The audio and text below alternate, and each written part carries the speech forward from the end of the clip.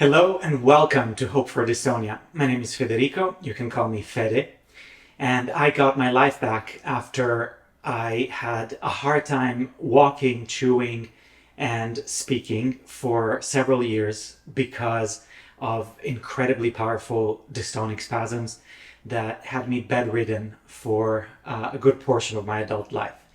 I got my life back using a method that I developed and that I now share with clients. You can learn more about the Hope for Dystonia Recovery Roadmap by clicking on the link that is in the description below. You'll be emailed a video that contains invaluable information, everything that I wish somebody had told me when I was getting started on my recovery journey. So I highly recommend that you check out that link below. And I am excited for today's video because it's really a big part of what dystonia recovery is all about. We are talking about neuroplasticity, and I'm going to share 5 ways that you can boost your brain's ability to forge new connections and learn new patterns. Basically unlearning dystonia and learning new functional patterns. So stick around until the end because it's really incredibly important information. Now, before we get started, a couple of disclaimers. The first is that we're talking about health, but we're not talking about medicine. So nothing of what I say is to be construed as medical advice. So please make your medical decisions with your medical providers. And the second is that we're going to talk about psilocybin mushrooms. Psilocybin mushrooms are not legal in most of the world. There are a few jurisdictions where this has already changed, in others it's changing. But please do not do anything that is not allowed where you are. Don't do anything without medical supervision, and don't do anything without proper guidance. Mushrooms are not like aspirin. It's not something that you take and is going to have a specific effect. It takes guidance and preparation and intentionality.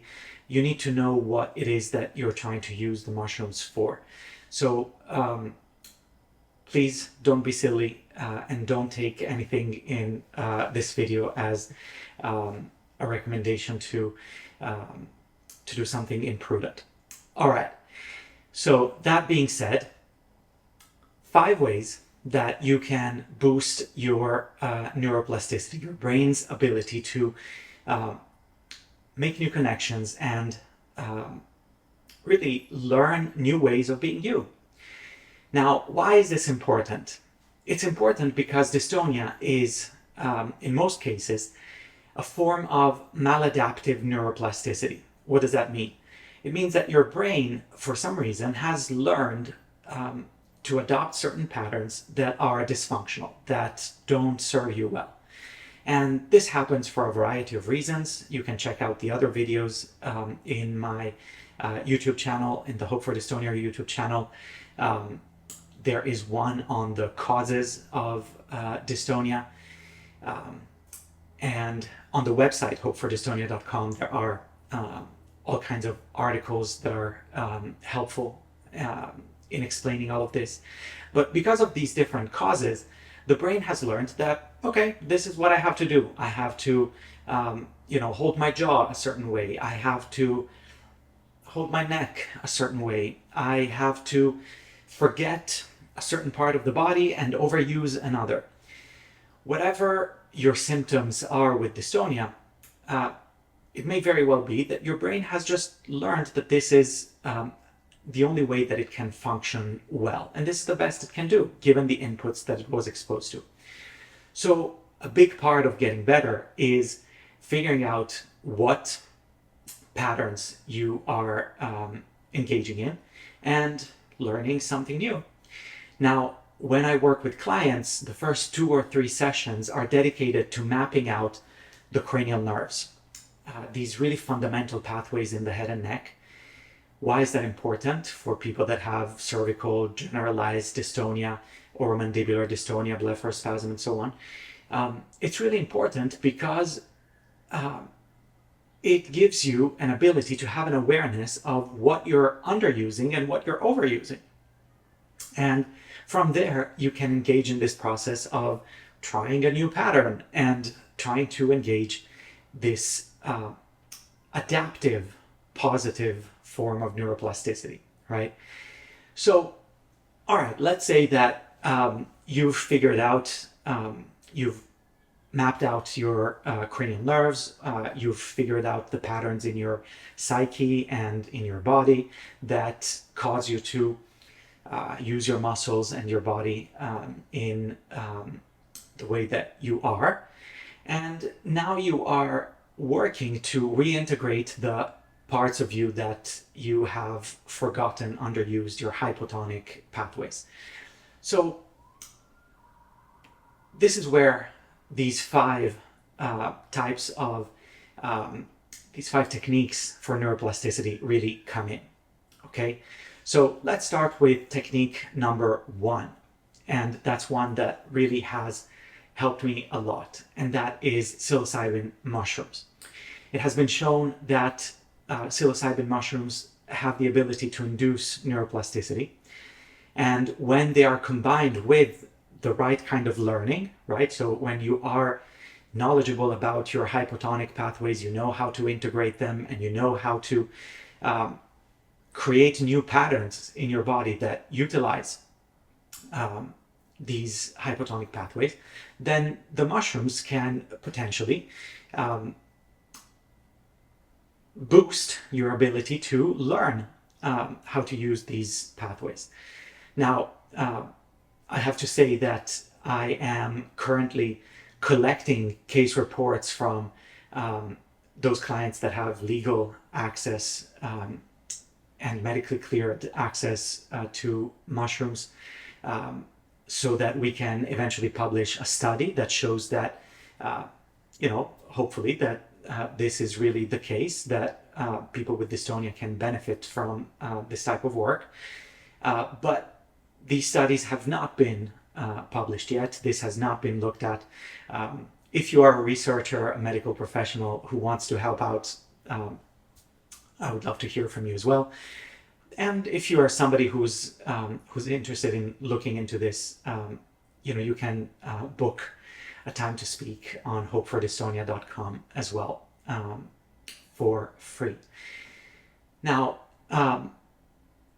what's important to know about working with mushrooms, and I have a whole video on that as well, is that, as I was saying, you need to know what it is that you're trying to learn, right? So you need to be able to engage your hypotonic pathways and stimulate them and use them, and then the mushrooms can potentially boost your brain's ability to really sprout out new connections and create patterns that were just not possible before. All right, so this would be done, in jurisdictions where this is legal, with some sort of accompaniment and supervision and so on. And with Hope for Dystonia coaching, you can know how to map things out and to really be in your body in a way that is conducive to you learning whatever it is that you're trying to learn in terms of your recovery journey. All right, so that was way number one. Way number two, technique number two to boost neuroplasticity is novelty. Now, novelty can take a whole number of forms, but the principle behind this is the recognition that the brain is a predictive algorithm. So the brain basically says, all right, I am going to look at the inputs that are coming, and I'm not really going to take all of them into account. I am just going to look at the bare minimum, and then I'm going to make predictions about what is going to happen based on my prior experiences. Okay, so when we have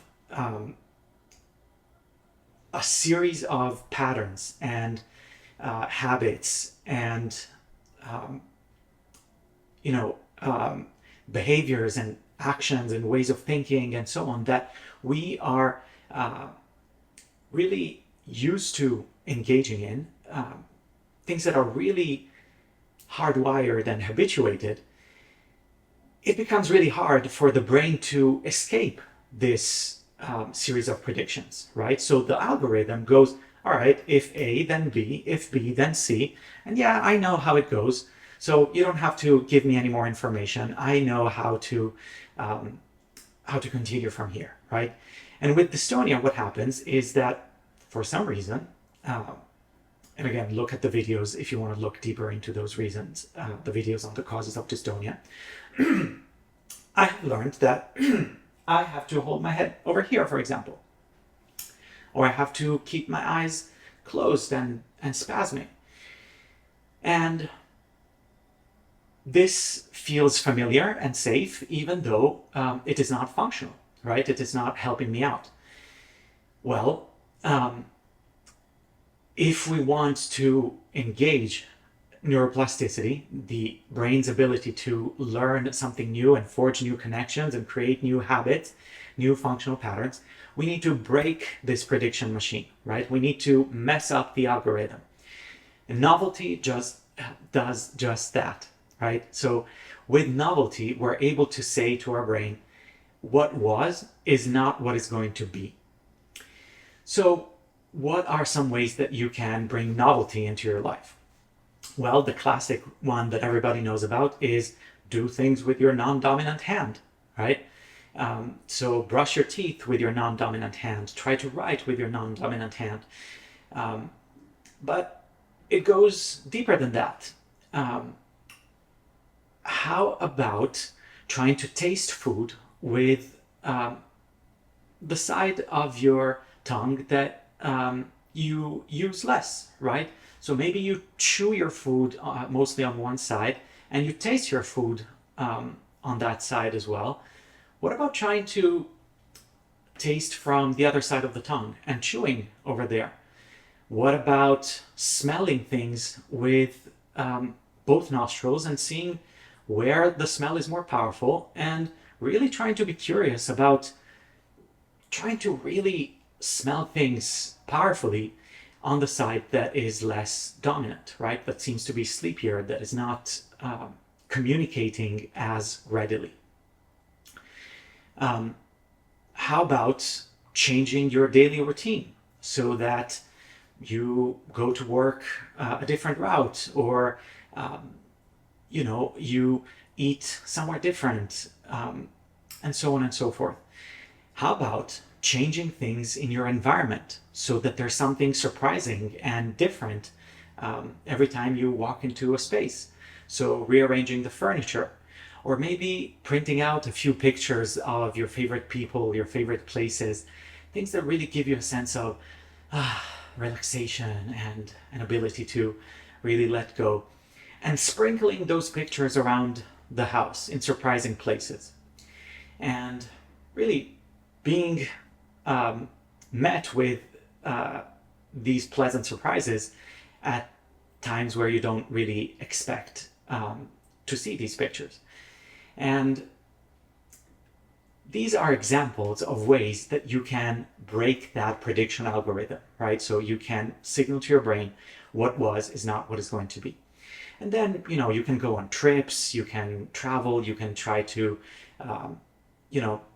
explore different cuisines and different cultures and so on.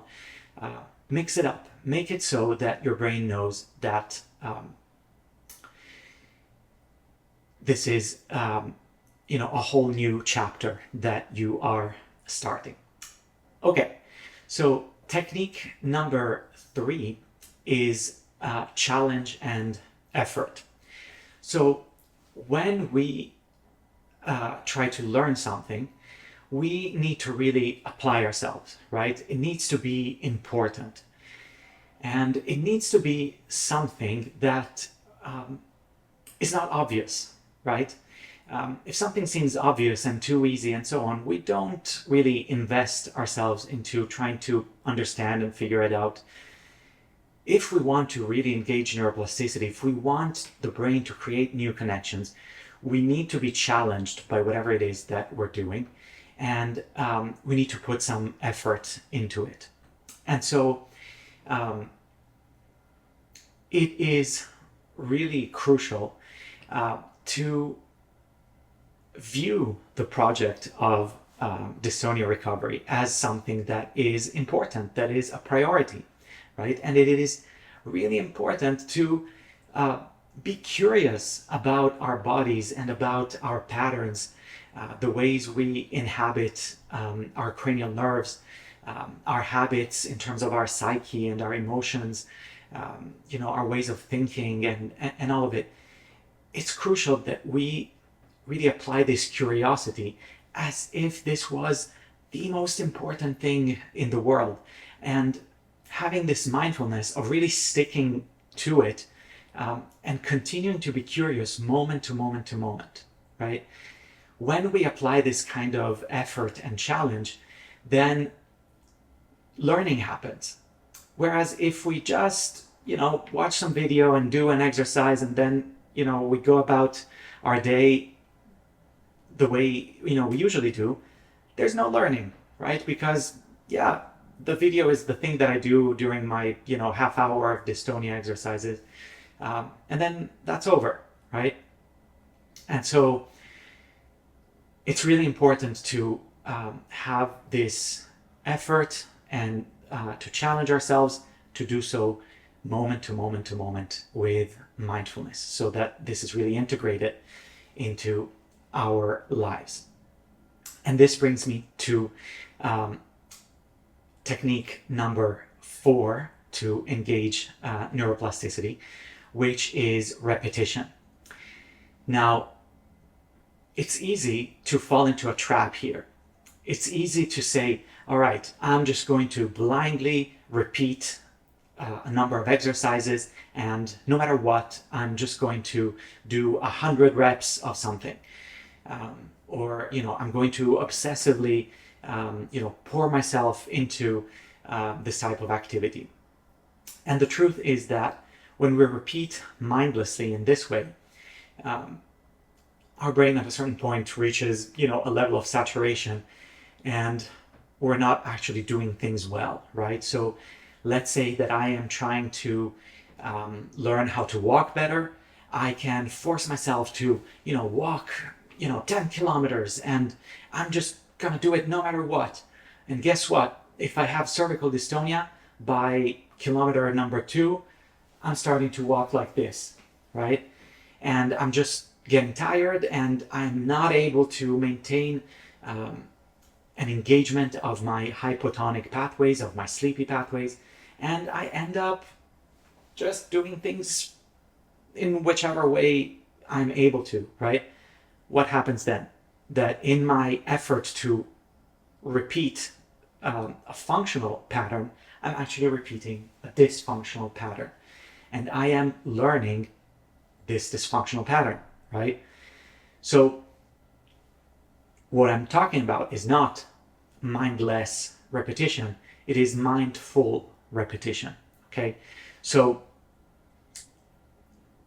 what I am inviting here is that mindfulness that says, I am going to engage my hypotonic pathways, right? So let's say, the weaker side of my neck, and I am going to really maintain an awareness of that hypotonic side, and I am going to go about my day trying to maintain that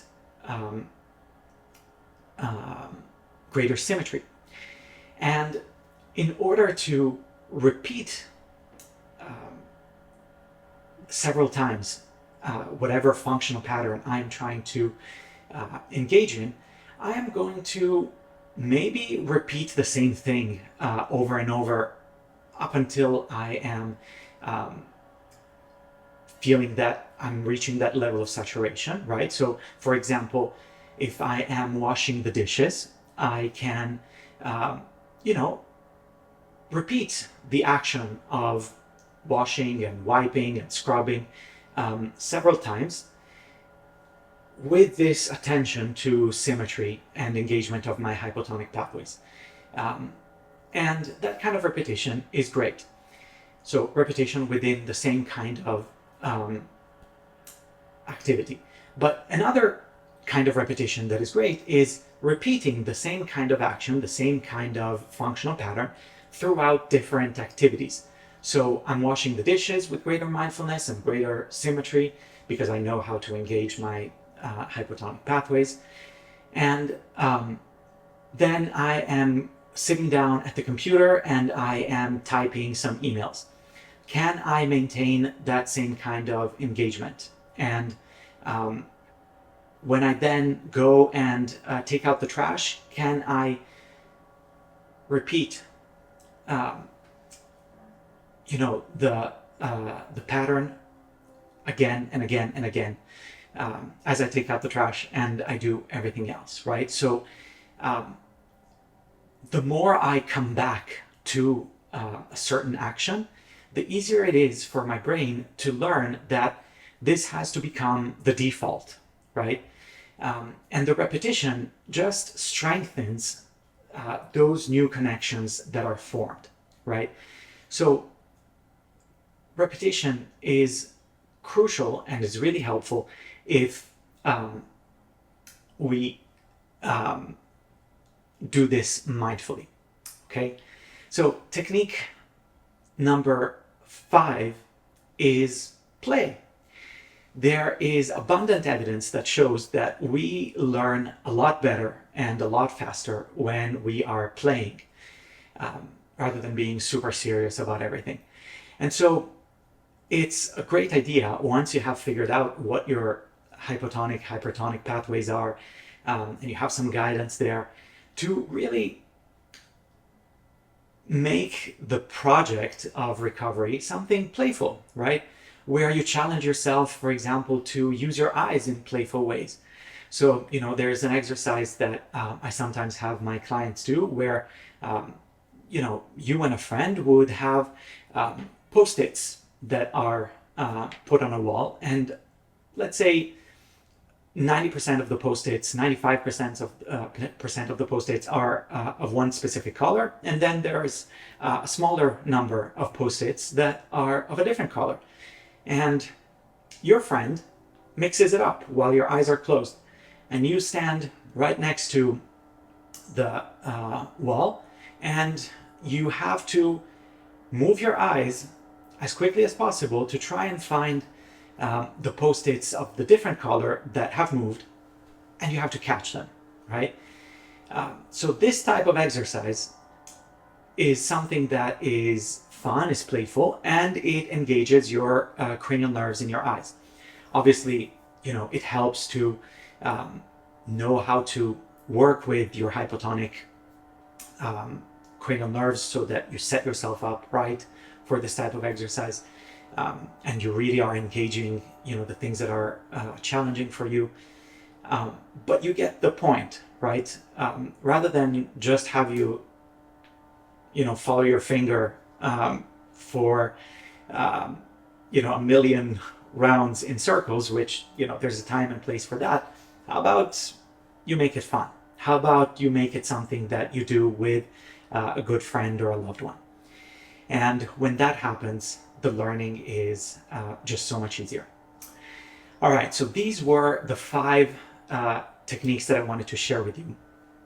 I have a bonus tip here, which is really important. And I don't know if it's really a technique, but it's a condition that is necessary for you to be able to really learn and to forge these connections and so on. And that is sleep. You need to sleep as much as you want to. Your brain is really, literally reshaping, right? Its connections, and it needs time and rest in order to be able to do so properly. So make sure that you get all the rest that you need as you embark on your recovery journey. All right, so just as a reminder, at the bottom of the video, there is a link to the 8 steps of the Hope for Dystonia Recovery Roadmap invaluable information that I wish somebody had shared with me when I was bedridden and couldn't function. And I promise that it's going to be helpful new information that I think is going to help you make sense of everything in a new way. So feel free to reach out, and I thank you for your attention, and I look forward to seeing you in the next video. Much love.